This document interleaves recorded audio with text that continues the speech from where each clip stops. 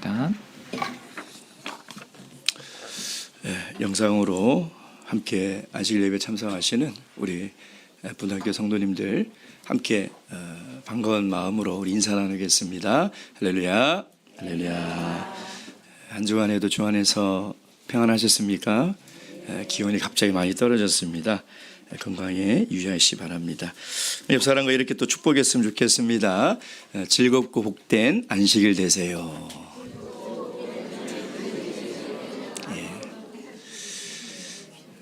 저는 안식일 날 우리 아동부들이 정말 기쁜 마음으로 교회 오는 모습을 보면 하나님이 얼마나 정말 이렇게 예뻐하실까 이런 생각이 들어요. 우리 성도님도 다 그런 마음으로 오셨는 줄 압니다.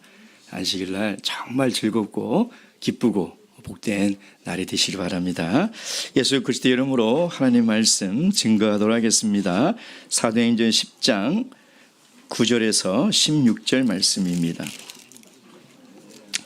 사도행전 10장 9절에서 16절 말씀, 오늘 우리에게 주시는 이 귀한 계시의 말씀을 통하여 살아계신 하나님의 음성과 뜻을 다 들을 수 있도록 하나님의 말씀으로 믿고 저와 함께 교독하겠습니다. 9절, 이튿날 저희가 행하여 성에 가까이 갔을 그때에 베드로가 기도하려고 지붕에 올라가니 시간은 제6시더라.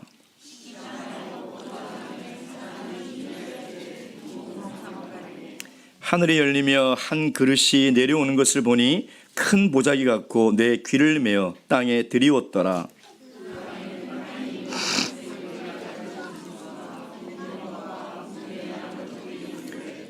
또 소리가 있으되 베드로야 일어나 잡아 먹으라 하거늘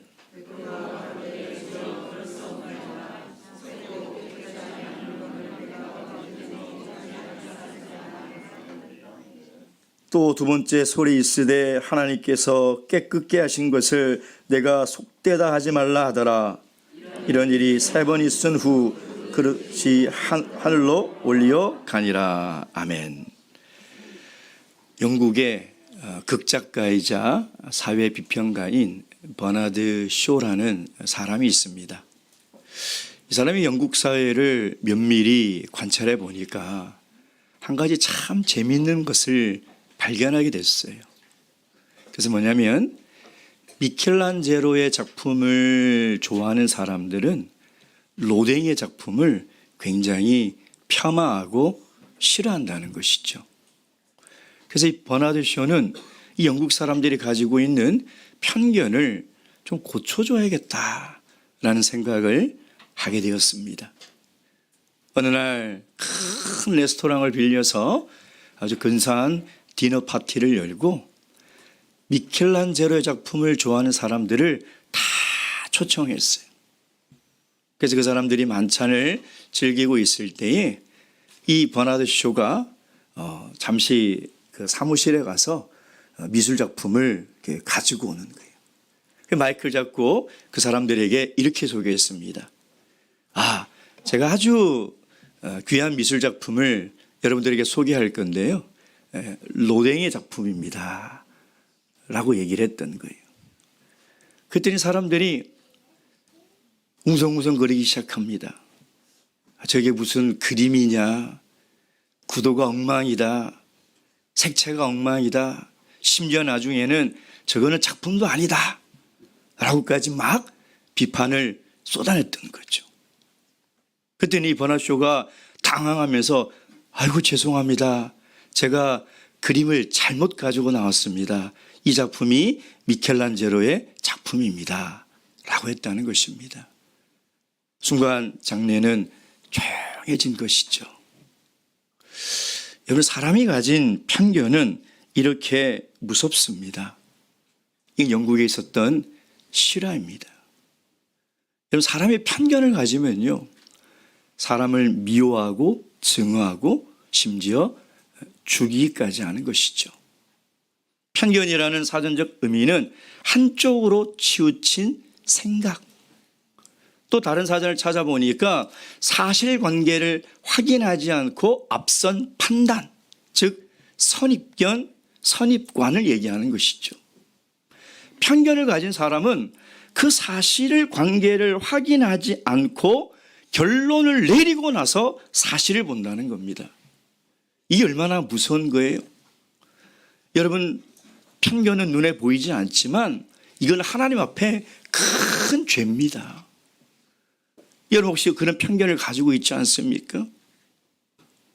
여러분 어떤 편견을 가지고 있습니까? 여러분 사람들은 하나님 앞에서도 편견을 가지고 있습니다. 그래서 하나님 앞에서도 사실을 확인해 보지도 않아요. 이 진리가 정말 진리인지 알아보지도 않습니다. 자기가 그동안 누구에게 들었던 것, 자기가 가지고 있던 선입관을 가지고 하나님의 말씀을 판단하고 진리를 판단해 버린다는 것이죠. 이게 얼마나 무서운 일입니까? 그래서 편견을 가진 사람은 하나님의 말씀이 들어가지가 않아요. 기독교의 복음을 아무리 말씀을 드려도 기독교에 대한 편견을 가지고 있어요. 여러분 참여수 교회가 그런 편견에 얼마나 많은 피해를 본 교회 중에 하나입니까? 참여수 교회가 어떤 곳인지 와서 제대로 알아보지도 않아요. 2단이다 3단이다 날라리 교회다 온갖 사실이 아닌 것 가지고 다른 데서 들었던 걸 가지고 판단을 한다는 것이죠. 이게 얼마나 무서운 일입니까? 여러분 하나님 앞에서 편견을 가지고 있으면요 하나님이 하나님의 뜻을 말씀으로 보여주고 환상으로 보여줘도 그것이 무슨 뜻인지 알 수가 없어요. 그것이 내 인생에게 주신 하나님의 기회인지를 모릅니다. 그래서 그 기회를 다 놓쳐버리는 것이죠. 여러분 우리는 어떤 편견을 가지고 있습니까? 그 편견을 가지고 있으면 하나님의 음성을 들을 수가 없는 거예요. 하나님의 음성을 듣는다 하더라도 그 음성을 통하여 내 인생에게 주신 복된 기회를 다 놓쳐버린다는 것이죠. 여러분 우리가 하나님 말씀에 귀 기울이고 하나님 말씀을 드렸다면요 내 생각을 내려놔야 돼요. 내 편견을 내려놔야 돼요. 왜 그렇습니까? 여러분 가만히 생각해 보세요. 하나님이 당신의 백성들을 말씀으로 인도하잖아요. 성령으로 인도하잖아요. 그럼 하나님이 여러분의 인생을 인도할 때 어떤 곳으로 인도하겠습니까? 가장 좋은 곳으로 인도하는 거예요. 근데 하나님이 오늘도 말씀으로 인도하시고 성령으로 인도하시는데 내가 가지고 있는 생각과 편견이 너무나 강해서 그것을 듣고도 깨닫지 못한다면 하나님이 인도하시는 대로 따라갈 수 없는 거예요. 하나님은 우리를 가장 좋은 곳으로 인도하십니다. 그래서 오늘 하나님이 말씀으로 우리에게 얘기하실 때 귀를 기울이고 내 생각을 내려놓고 하나님의 말씀을 들을 수 있는 그런 귀한 시간이 되기를 주님의 이름으로 축원드립니다. 자, 첫째, 이 베드로가 어떤 환상을 봤습니까? 9절 10절 9절 10절 말씀 읽도록 하겠습니다. 시작. 이튿날 저희가 행하여 성에 가까이 갔을 때에 베드로가 기도하려고 지붕에 올라가니 시간은 제 6시더라. 시장하여 먹고자 하며 사람이 준비할 때에 비몽사몽간에. 자, 우리가 저번 시간에 얘기를 조금 다시 생각해 보면 가이사랴에 있는 고넬료가 지금 경건한 종 3명을 요빠 해안가에 살고 있는 무두장의 집에 유숙하는 베드로를 찾아서 청하여 데리고 오라 그랬죠. 그 거리가 50km입니다. 자, 그러니 전날 오후에 그 명령을 받은 경건한 종 3명은 자, 쉬지도 않고 먹지도 않고 자지도 않고 그 길을 달려갔어요. 그래야 이 시간에 도착할 수 있다는 겁니다. 자, 그런데 한번 생각해 보세요. 지금 이 경건한 종 3명이 베드로를 향해서 최선을 다해서 달려가고 있는데 베드로는 이 사실을 알고 있어요? 모르고 있어요? 모르죠. 알 수가 없죠. 베드로는 가이사랴에 고넬료라는 사람이 살고 있는지도 몰라요. 고넬료가 누군지도 몰라요. 자, 그렇다면 이 3사람이 고넬료의 명령을 받아 가는데 베드로를 청해서 데리고 올 확률이 있습니까? 없습니까? 없어요. 거의 이 일은 정말 불가능한 무모한 도전에 지금 길을 나선 것이라는 것이죠. 근데 더 걱정은 뭐냐면 베드로는 이방인들에게 복음을 전해야 된다는 생각을 하고 있지 않다는 거예요. 베드로가 가진 편견은 뭐냐면 이방인들은 구원을 받아야 된다라고 생각을 못하고 있다는 것이죠. 이게 정말 큰 일이에요. 이들이 최선을 다해서 밤을 새서 달려간들 과연 베드로를 모시고 올 수 있을까? 여러분 생각해 보세요. 베드로가 그 무도장이 집에 유숙하고 있는데 이방인 3명이 찾아와서 여차저차해서 함께 가이사라로 갑시다. 아이 그럽시다 하고 가겠냐 이 말이에요. 이방인들과 만나지도 않는데, 이방인들과는 접촉도 하지 않는데 어떻게 가겠냐 이 말이에요. 이 일은 불가능한 일이에요. 불가능한 일이에요. 근데 하나님께서 가능케 하신다는 것입니다. 우리 인간으로 생각할 때는 그 인간의 가진 편견과 아집과 고집 때문에 하나님의 계획이 이루어지지 않을 것처럼 보여요. 하나님이 개입하지 않으면 이 일은 절대 이루어질 수 없는 일이라는 거예요. 근데 하나님은 하신다니까요. 하나님께서 어떻게 하십니까? 다시 9절 말씀. 이튿날 저희가 행하여 성에 가까이 갔을 그때에, 자 이제 이 욥바라는 성에 가까이 도착할 딱 그때에 베드로가 뭐예요? 예? 기도하죠. 몇 시에 기도해요? 예? 6시.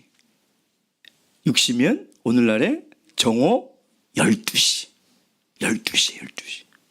잠깐 누가는 베드로가 지붕 위에 올라가 기도하더라 라고 하지 않고 기도하더니 제6시더라. 베드로가 6시에 기도하러 12시에 정오 12시에 기도하러 올라갔더라 라고 우리에게 이야기한다면 이건 뭔가 특별한 이유가 있는 것이에요. 왜 12시라는 시간을 우리에게 알려줄까요? 왜 그랬을까요? 여러분 이 유대 역사가 요세푸스의 책에 보면은 당시의 유대인들은 하루 3번 기도했어요. 근데 몇 시에 기도했냐면 이른 아침, 오후 3시, 그 다음에 해질녘 이렇게 돼 있어요.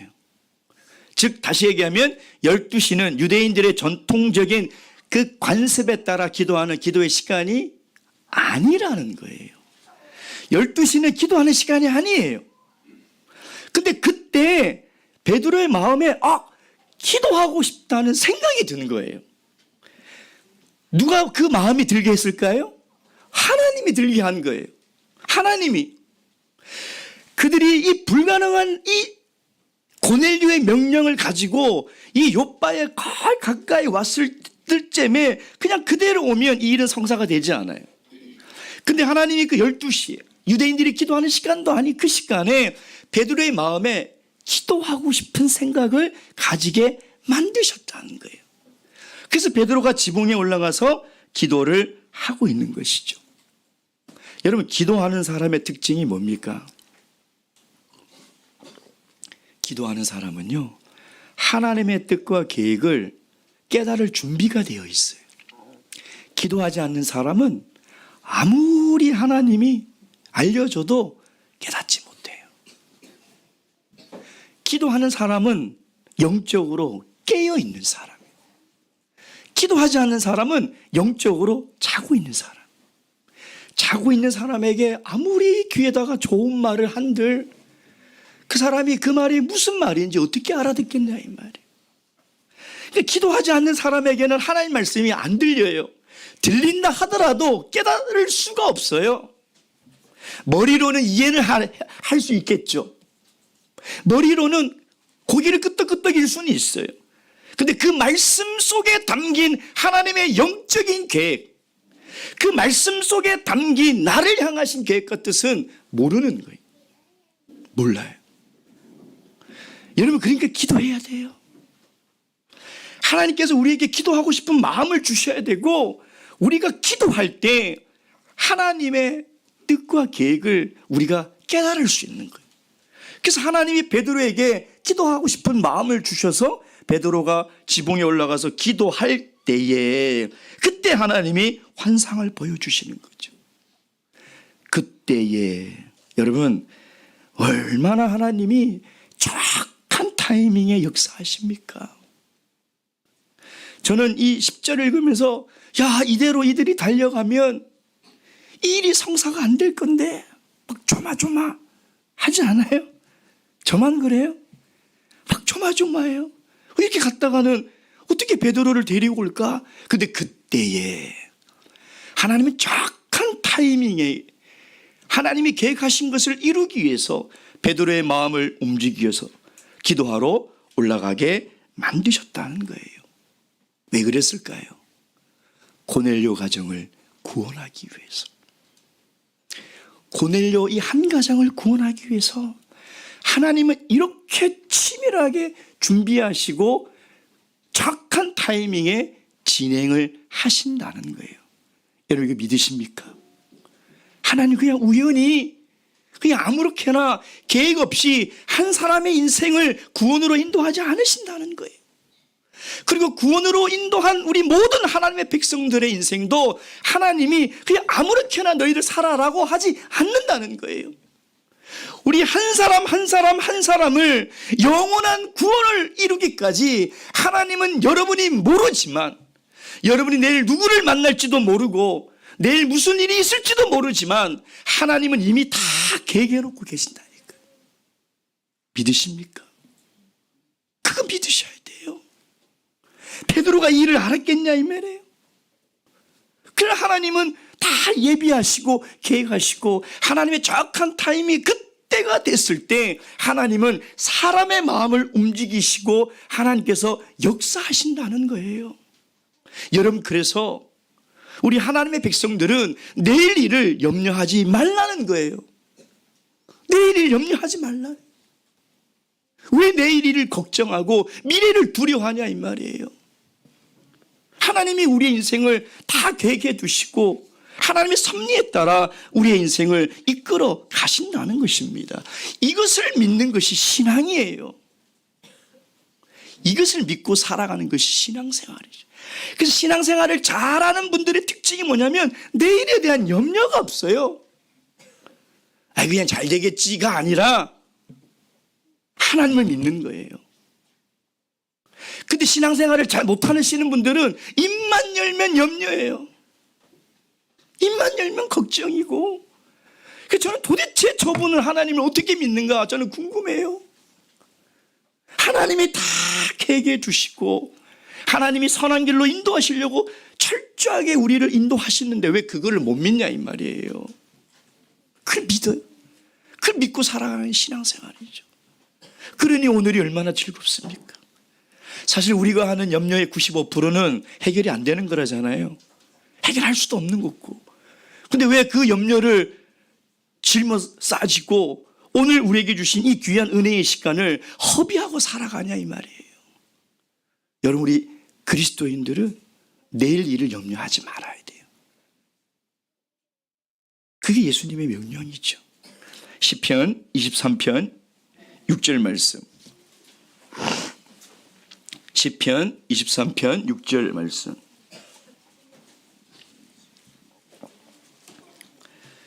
(6절) 다 함께 읽겠습니다.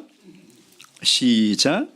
나의 평생의 선하심과 인자하심이 정녕 나를 따르리니 내가 여호와의 집에 영원히 거하리로다. 아멘. 평생의 선하신 하나님은요 반드시 우리를 하나님의 집으로 인도합니다.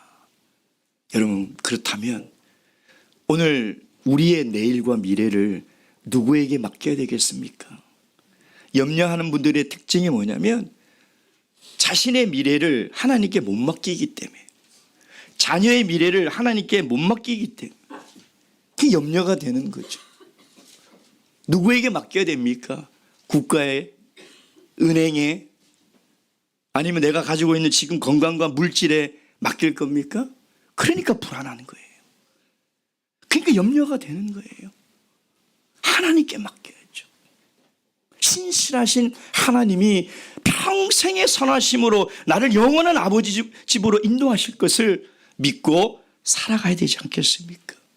바라옵기는 우리 인생의 미래와 내일을 확실히 책임져 주시는 전능하신 하나님께 우리 인생의 미래를 다 맡기시고 살아가시길 주님의 이름으로 축원드립니다. 두 번째 어떤 환상을 봤습니까? 자, 11절 12절 말씀. 11절 12절 다 함께 읽겠습니다. 시작. 한 그릇이 내려오는 것을 보니 큰 보자기 같고 내 귀를 메어 땅에 들이웠더라. 그 안에는 땅에 있는 각생 네 발 가진 짐승과 기는 것과 공중에 난 것들이 있으되. 당시 유대인들은 하루에 식사를 2끼 했다고 합니다. 사실 우리도 3끼 다 챙겨 먹기 시작한 지가 얼마 안 됐죠. 그렇지 않습니까? 제 어릴 때도 만나면 인사가 식사하셨습니까? 그렇지 않습니까? 그만큼 3끼를 온전히 먹고 살기 시작한 데가 얼마 되지 않았어요. 그러니까 2000년 전이니까 더더욱 그러겠죠. 그래서 하루에 2끼 먹었대요. 오전에 10시에 먹고 오후에 6시에. 그러니까 오전에 10시는 지금 브런치처럼 그냥 간단하게 먹어. 그냥 간단하게. 그 6시가 되면 그 마지막 저녁은 정말 제대로 먹었다고 합니다. 자, 근데 베드로가 10절에 보면 시장하여 먹고자 하매 아침을 못 먹었던 것 같아요. 예, 브런치를 10시에 먹어야 될 그걸 못 먹었던 것 같아요. 너무 시장한 거예요. 너무 시장하니까 빨리 밥 먹을 시간이 아니거든요. 정오면요. 근데도 못 먹었으니까 아이고 내가 배가 너무 고프니 먹을 것 좀 준비해 주세요 하고 기도하러 올라간 거예요. 베드로가 이렇게 배가 고픈 것도 그냥 우연히 일어난 일일까? 아니에요. 하나님이 베드로를 배고프게 만드셔서 그 음식에 대한 환상을 보여주신 거예요. 그러니까 하나님은 이렇게 치밀하게 베드로를 인도하시고 베드로의 생각을 내려놓게 만들려고 하는 거죠. 자, 그러니까 베드로가 이 배가 고픈 상황에서 갑자기 보니까 하늘이 열리고 한 그릇이 내려와요. 근데 이게 내 귀퉁이가 있고 큰 보자기 같은 큰 그릇인데 거기 보니까 각생 네 발 가진 짐승과 기는 것과 공중에 나는 것들이 있더라. 근데 나중에 베드로 얘기를 보면 구약 레위기의 율법에 부정한 짐승들이 거기 안에 다 있는 거예요. 근데 하늘에서 소리가 있는 거죠. 베드로야 일어나 잡아 먹으라. 자, 하나님이 잡아 먹으라. 그러면 어떻게 해야 됩니까? 네, 잡아 먹겠습니다. 이게 정상이죠. 근데 14절에 다 함께 읽겠습니다. 시작. 주여 그럴 수 없습니다. 속되고 깨끗하지 아니한 것을 내가 결코 먹지 아니하나이다. 이놈이. 그래서 한 번 더 얘기하죠. 15절. 두 번째 소리가 있어. 하나님께서 깨끗게 하신 것을 내가 속되다 하지 말라. 그래도 못 먹겠다는 거예요. 세 번째 얘기하고 그릇이 하늘로 올라갑니다. 무식하면 용감하다. 이런 말이 있죠. 베드로는요, 하나님의 뜻에 대해 무지해요. 용감해요. 그러니까 하나님의 계획이, 하나님의 뜻이 뭔지를 모르는 거예요.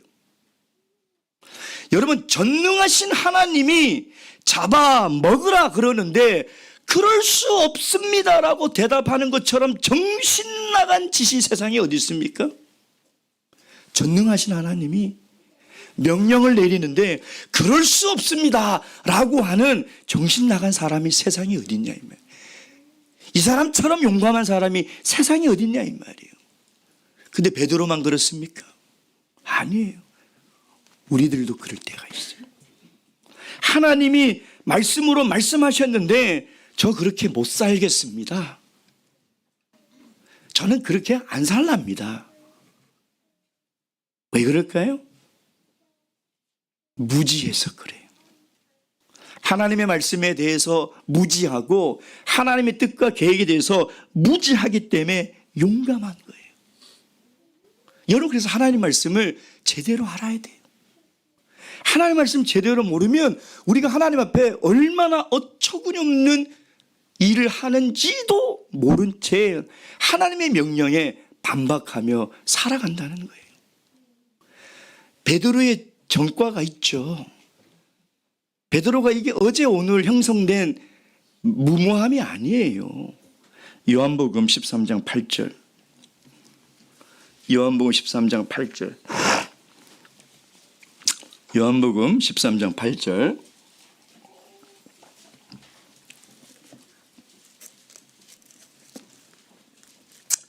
요한복음 13장 8절입니다.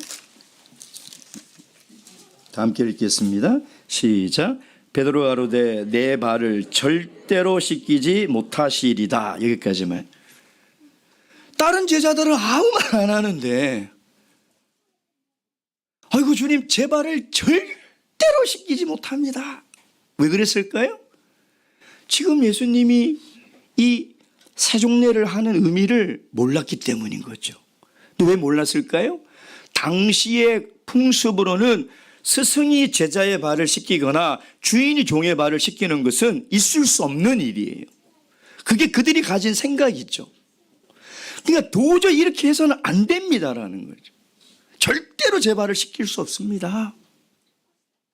지금 예수님이 왜 이 세족을 하고 있는지에 대한 의미를 먼저 생각해야 되는데, 베드로는 자기가 가지고 있는 생각, 관습, 전통을 먼저 생각해서 이걸 반대하고 있는 것이죠.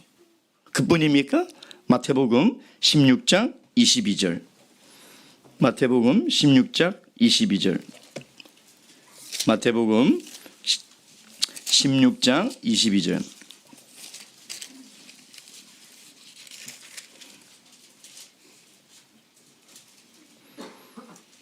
함께 읽겠습니다. 시작. 베드로가 예수를 붙들고 가나에 가로되 주여 그리 마옵소서, 이 일이 결코 주에게 미치지 아니하리이다.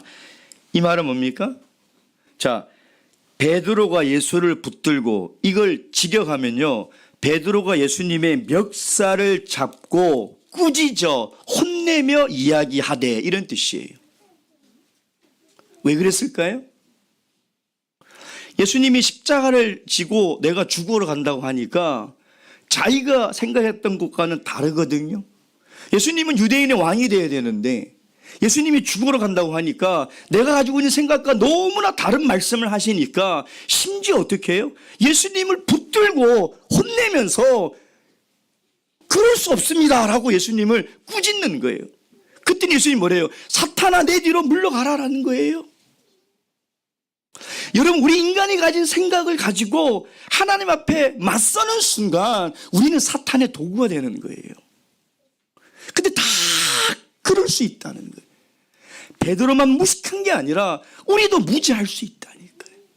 그 무지하게 만드는 것이 다른 것이 아니라 내가 가지고 있는 생각이에요. 편견이에요. 이걸 내려놓지 못하면 나도 모르게 하나님의 말씀을 대적하고 하나님의 뜻을 방해하는 마귀의 도구가 될 수 있다는 거예요. 하나님 말씀 앞에 우리 생각을 내려놔야 돼요. 제가 한 몇 주 전에 생각을 바꾼 사람, 그러니까 베드로가 생각을 바꿔서 그 욥바의 무두장이 집에 들어간 것까지는 참 잘했는데 여전히 그럼에도 불구하고 하나님의 뜻과 계획을 온전히 모르고 있는. 그래서 하나님은 확실하게 베드로의 생각을 내려놓고 하나님의 뜻과 계획을 받아들일 수 있도록 준비하고 계시는, 그래서 환상을 보여준 거예요. 사랑하는 성도 여러분, 우리가 하나님의 말씀을 들을 때 내 생각을 내려놓지 않으면 그 말씀 속에 담긴 나를 향하신 사랑과 뜻을 깨달을 수 없어요. 내가 하나님이 말씀으로 보여준다 하더라도 내 생각과 편견을 내려놓지 않으면 그 진리를 깨달을 수 없다.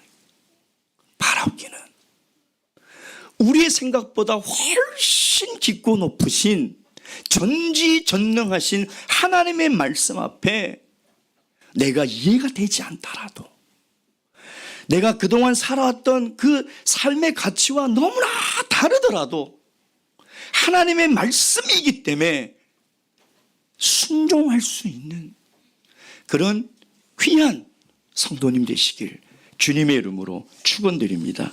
마지막 세 번째, 하나님이 베드로에게 보여준 이 환상의 의미가 도대체 무엇일까요? 자, 우리 13절 다시 본 말씀, 사도행전 10장 13절부터 14절 읽도록 하겠습니다. 시작. 또 소리가 있으되 베드로야 일어나 잡아먹으라 하거늘 베드로가 가로되 주여 그럴 수 없나이다. 속되고 깨끗지 아니한 물건을 내가 언제든지 먹지 아니하였삼나이다 한데. 10절에 보면 시장하여 먹고자 하며 사람이 준비할 때에 비몽사몽간에. 우리나라 성경을 읽으면 베드로가 본 이 환상이 마치 의식이 없는 상태에서 이게 사실인가 사실이 아닌가, 그때 비몽사몽간에라는 말 쓰잖아요. 좀 잘못 번역이 된 것 같아요. 비몽사몽은 의식이 없는 채 어렴풋한 긴가민가 하는 상황에서 체험한 것을 비몽사몽간에라고 하거든요. 근데 원문에는 그렇게 돼 있지 않아요. 뚜렷한 의식이 있는 상태, 엑시타시스라는 단어를 쓰고 있어요. 그러니까 뚜렷한 의식을 가진 상태에서 본 환상이라는 거예요. 누가의 직업이 뭡니까? 의사예요. 이 부분을 누구보다도 명확하고 정확하게 판단할 수 있는 사람이에요. 그러니까 누가는 베드로가 본 이 환상은 뭔가 비몽사몽간의 사실인지 아닌지 경험한 것이 아니라 뚜렷한 의식 속에서 체험한 환상이라는 거예요. 그리고 이 환상은 사실이라는 거예요. 그걸 독자들에게 이야기를 하고 있는 것이죠. 자, 근데 이 사실이, 구체적인 사실이 이 환상, 이 보자기에 부정한 짐승을 갖다 놓고 하나님께서 먹으라, 이 환상을 보여준 의도가 무엇일까요? 베드로가 가진 편견을 내려놓으라는 거죠. 베드로가 가진 그 생각을 내려놓으라는 거예요. 여러분, 구약 레위기에 보면 유대인들은 먹을 수 있는 짐승이 있고 먹을 수 없는 짐승들이 있습니다. 그걸 다 구분해 놨죠. 그렇죠. 그리 수천 년 동안 유대인들은 그 정한 짐승을 먹으면서 부정한 음식을 먹는 이방인들에 대한 어떤 생각을 가지고 있었을까요? 저희 부정한 놈들, 저 부정한 음식을 먹고 저 부정한 사람을 살아가는 사람들. 그리고 스스로는 그 정한 음식을 먹으니 나는 정결한 사람이라는 그런 착각을 하며 살아가고 있지 않았겠냐 이 말이에요. 그래서 하나님은 그 생각을 깨뜨리라고 하는 것이죠. 베드로야, 너 정말 잘못 생각하고 있다. 너는 하나님이 이방인을 사랑하지 않으시고 유대인만 사랑한다고 생각하고, 너희들이 정결한 음식을 먹으니 너희들은 거룩한 백성이고 이방인들은 구원받지 못할 백성이라고 생각하고 있는데, 복음이 유대인들에게만 준 하나님의 은혜라고 생각하고 있는데 너 정말 잘못 생각하고 있다. 그래서 잡아 먹으라, 이 말은 희생제사를 드리라는 단어를 쓰고 있어요. 희생제사를 드리라.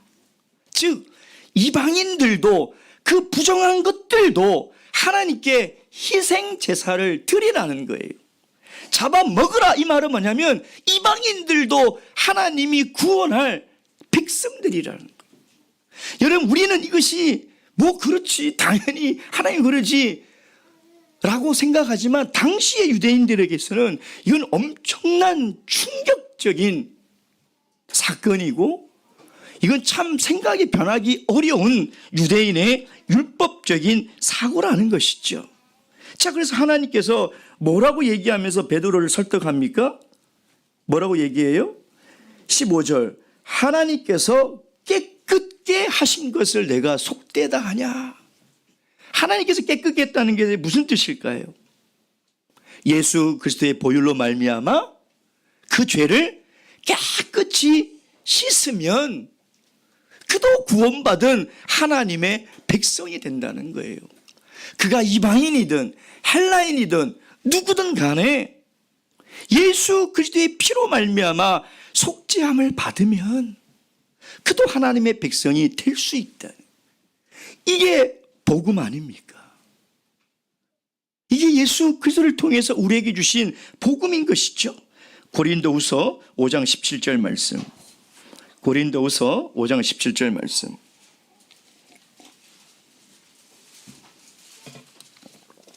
고린도후서 5장 17절 말씀.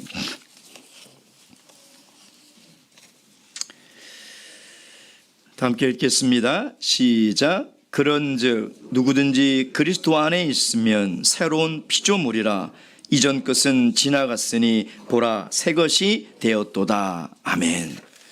사랑하는 성도 여러분, 복음 안에는 편견이 없습니다.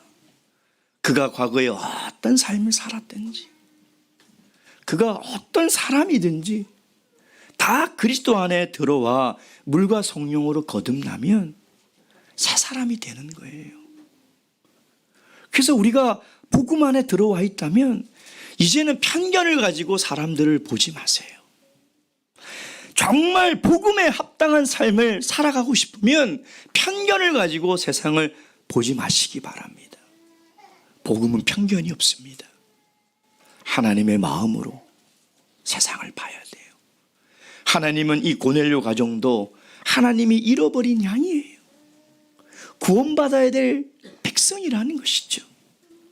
여러분, 우리가 이 마음이 있을 때, 이 눈이 있을 때 하나님은 우리를 통하여 이 복음을 모든 사람에게 증거하게 하시고 이 복음으로 말미암아 누구든지 그리스도 안에서 새로운 삶을 살아가게 하신다는 것입니다. 복종하시겠습니다.